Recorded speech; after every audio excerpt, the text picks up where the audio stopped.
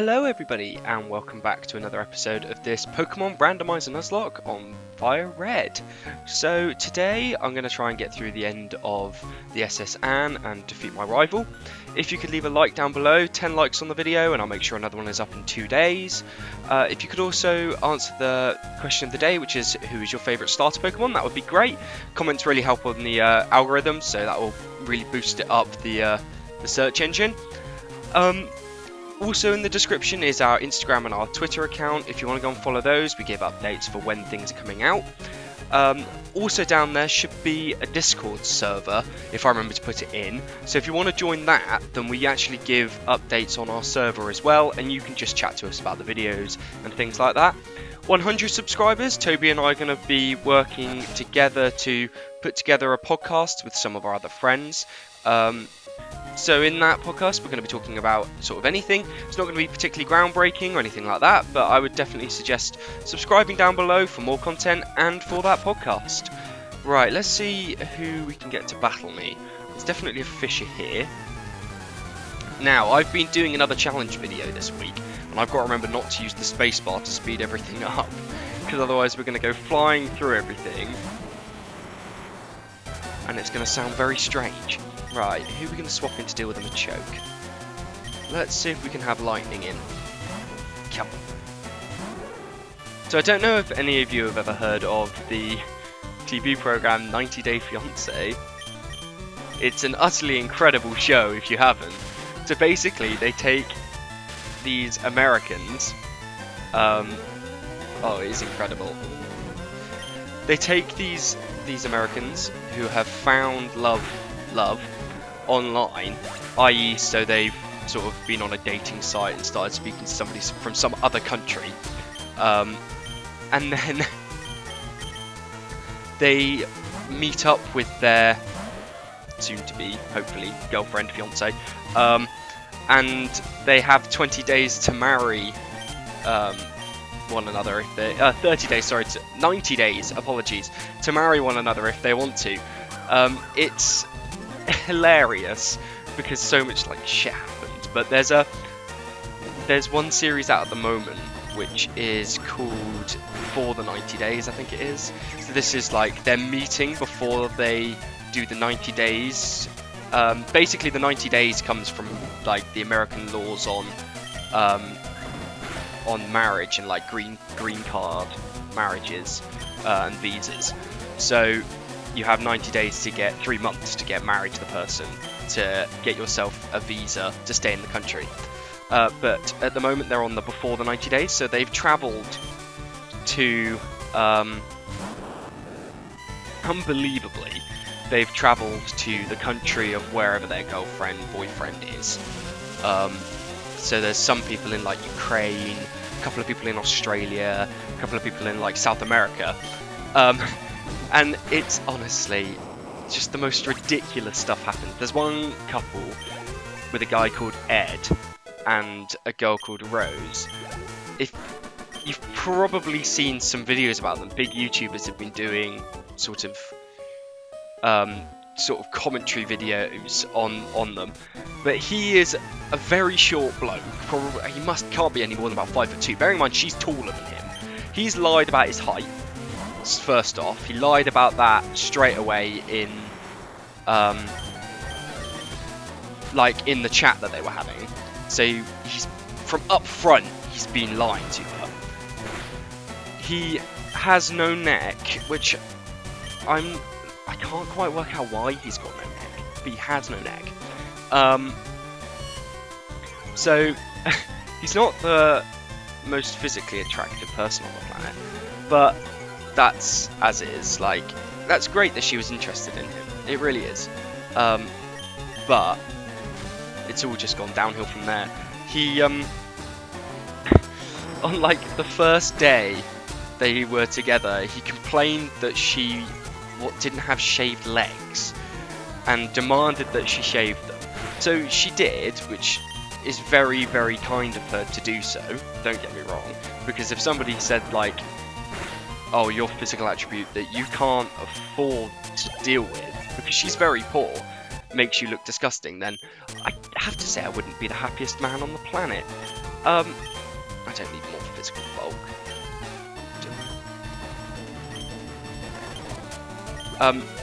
Yeah, so that was a bad start, and she got embarrassed by that, understandably.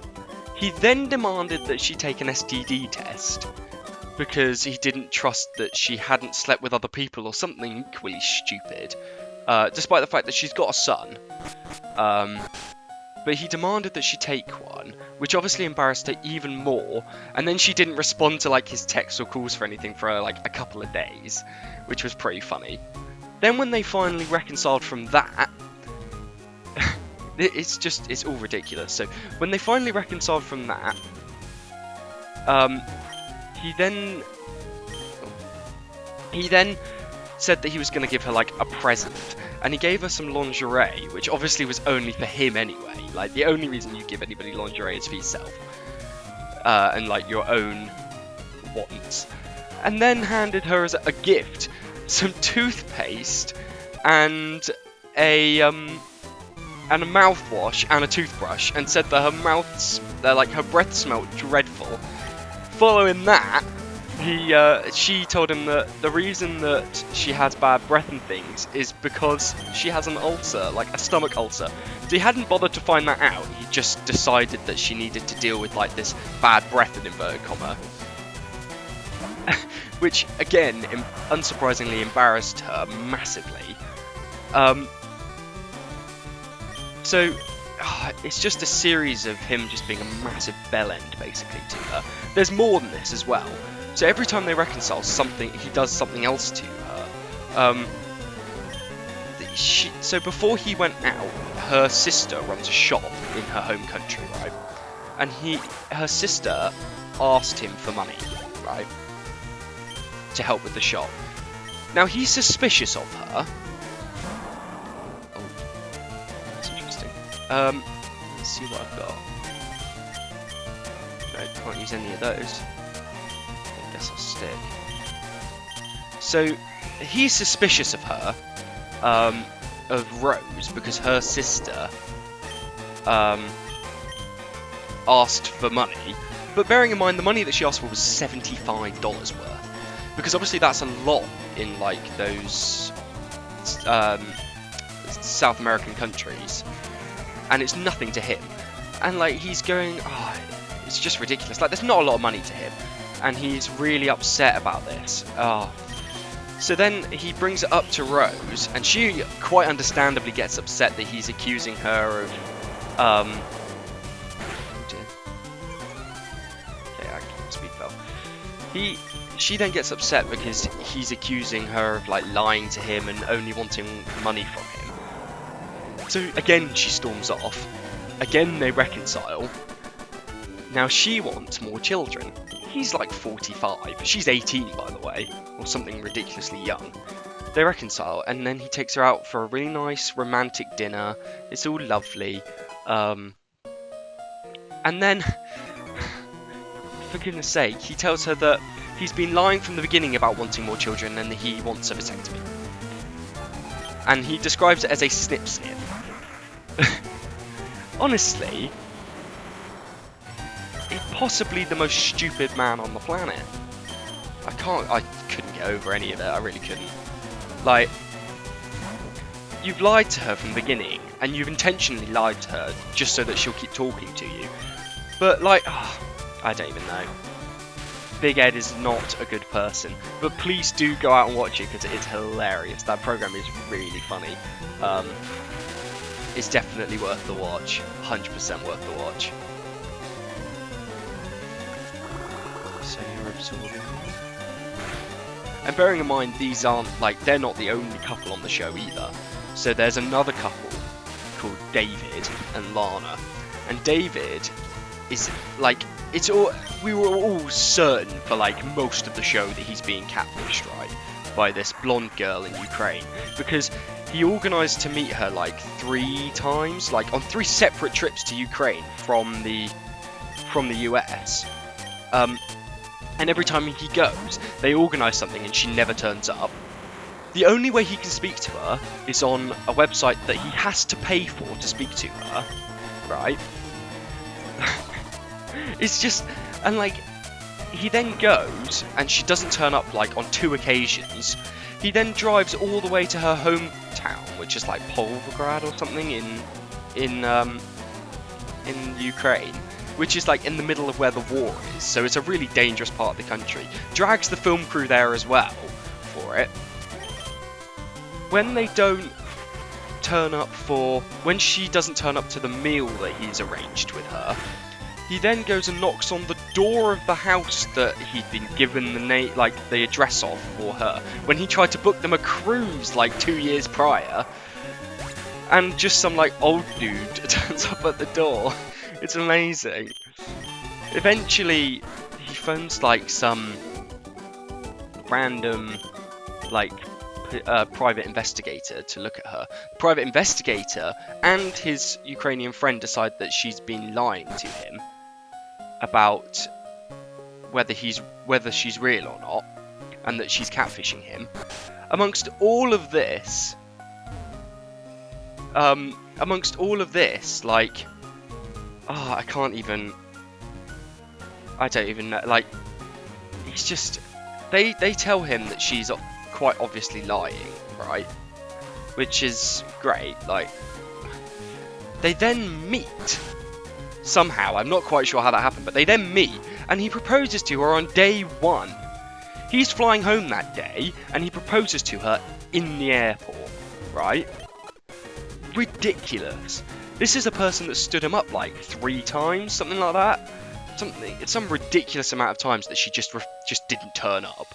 He's met her on 1 day, and he proposes, and then she says yes, just to make it even more crazy. Like, some people. But that show is very, very funny. So if you want to go and check it out, I would say definitely go and do it. Oh, that was me hitting the spacebar. Sorry, everybody. Right, I'm going to go up deck, because if I keep going that way, I will hit my rival. And I'm not sure I want to deal with him quite yet. I want to get some more experience, I think. There's a couple people out here, I think, that I can battle. Yeah, here we go. Honestly, it's mental.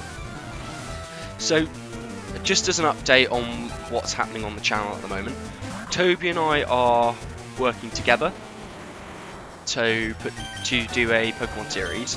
We're thinking that it will most likely be a Pokemon series on a hack, so it won't be one of your standard sort of ROMs. It won't be like FireRed, or it won't be like an actual licensed Pokemon game. We're thinking it will be a game called Pokemon Unbound. So we're going to be working on that together, and that will be going up onto the channel. I'm not sure that we'll do that Nuzlocke or not, because obviously where we've never done this before, we would never have played that game before, we're not sure whether it's sensible to do it as a Nuzlocke and make it so difficult. It might be a really difficult game already, so we're sort of on the edge on that one. But that's going to go up. I'm working this week on another challenge video, as I previously mentioned. That's on Emerald. So do keep an eye out for that. I'm hoping to get that done by the end of the week sometime. That's my plan. So I'm already sort of a few gyms in, but I did hit trouble fairly early on. Definitely one to keep an eye out for though. I'm not sure what kind of damage that's going to do. No, not a lot. Yeah, so that's something to keep an eye out for. I'm going to try and do challenge videos fairly often, I think. Probably not every week, but when I can come up with one, I'll probably get on with it. One that I'm sort of keen to do, because it's all dependent on whether I can sort of be bothered to do it as well, because they take a lot of time. Obviously, it's a whole playthrough of a Pokemon game, plus with the added addition of often failing sort of first time on each gym, so that's just something that I'm gonna do, but possibly not every week. Oh dear, what's that gonna do? Okay, not very effective. I really need to learn like my steel typing matchups. I'm not 100% sure. I know they can't deal with fire, and fighting, but beyond that, I'm not 100% sure. Okay, tackle again. think we'll just go for tackle every turn at the moment. Psybeam. That does random damage, I think. Like random amounts. Oh, Magic Kill missed. Come on, buddy. Nice to see you can take on the Fury Swipes, alright? 4 times, damn. 5 times! That's about as lucky as you can be with that.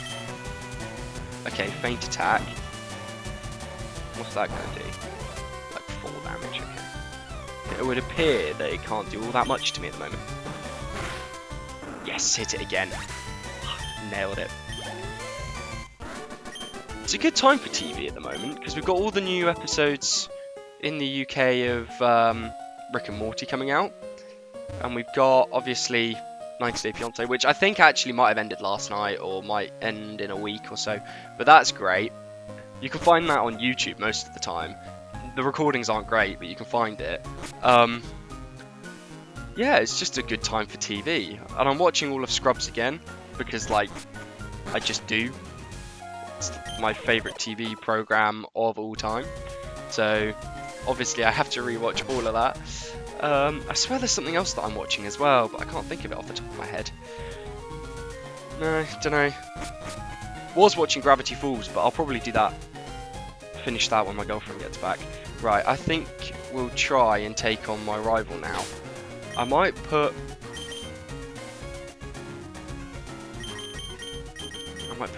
Pink Fluffs up front.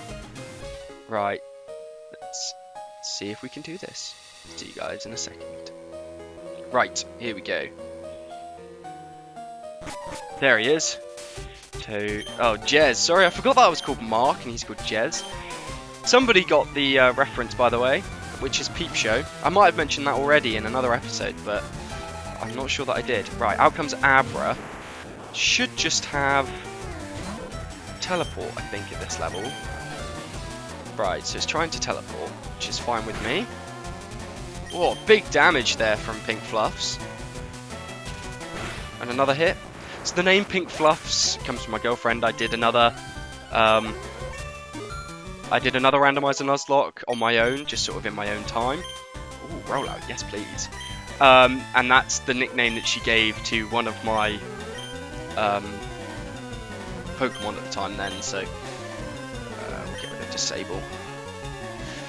I don't know if that was the best thing. You guys can tell me in the comments down below if that was the wrong move to get rid of. I'm not 100% sure. Ladybug. Let's have Red Rum out, please. I'm hoping that this is going to be a slightly easier battle than the last one I had with my rival. Obviously, that's when we lost Buster. Rest in peace. Or sorry, may he rest in peace. Parasect. Yeah, we'll stick again. It's Bug Grass, so it's going to be, what, 4 times weak to an Ember? Come on. Down in one, down in one, down in one. Yes! Okay. More experience. And Illumise, which is a bug type, so I could leave him out, but I might. This might be a mistake. But I'm gonna try and put Pink Fluffs in there to get some experience for Pink Fluffs. Okay, attack harshly fell. Sing missed. Okay. Sweet Scent, that will drop my evasiveness. That's 2 of its moves. What are its other 2? Right, it's asleep, so we don't have to worry about that for the time being.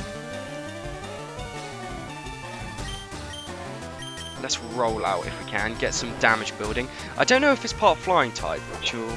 Oh, it's not. Good. I probably should have defense killed. That would make it do even more damage. It's still asleep. I don't even have to click any buttons now, because rollout's going to keep going for a little bit. So rollout, for those that don't know, is a rock type move that builds in power for every turn that it's used. If it misses, then rollout goes back to its original point. Oh, crit as well, lovely, taking that down. And you have to start again, but it's alright. Okay, that's some good experience. 720 Pokédollars, lovely. Yeah, there is a Cut Master on board, he's upstairs. I'm going to go and help him out. Right, let's go and see what this man wants. Oh, he feels horrendous. Oh, he's throwing up. I rubbed his back. Rub, rub, rub, rub. Why does that make him feel better? Incredible. So he's going to give me cut. Which means that in the next episode I can go and take on the next gym. Which is the electric type gym. So I'll probably make the most of Blob and Steelix, Magic Kill and that. Who else have I got that would be able to deal with electric? Possibly Slither as well, maybe. So that's going to be a good one. Right, let's go and think about getting off the SSN. I'll see you guys in a second. I'm going to heal up and I'll see you as the SSN leaves. Right, let's get off the SSN and then let's wave it goodbye. Bye, SSN.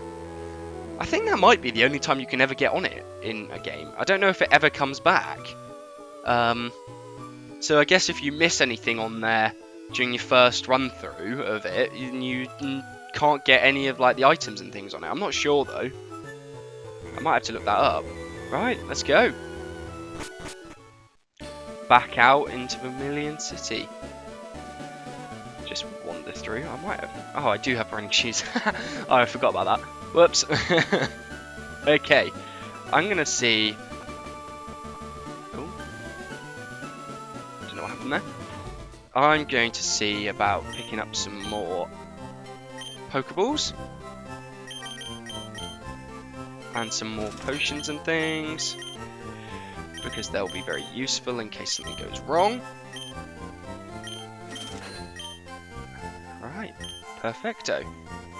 I will see you guys in 2 seconds. Right, I'm gonna go and see if I can take on a Pokemon to catch just out over here on, what is it, Route 11.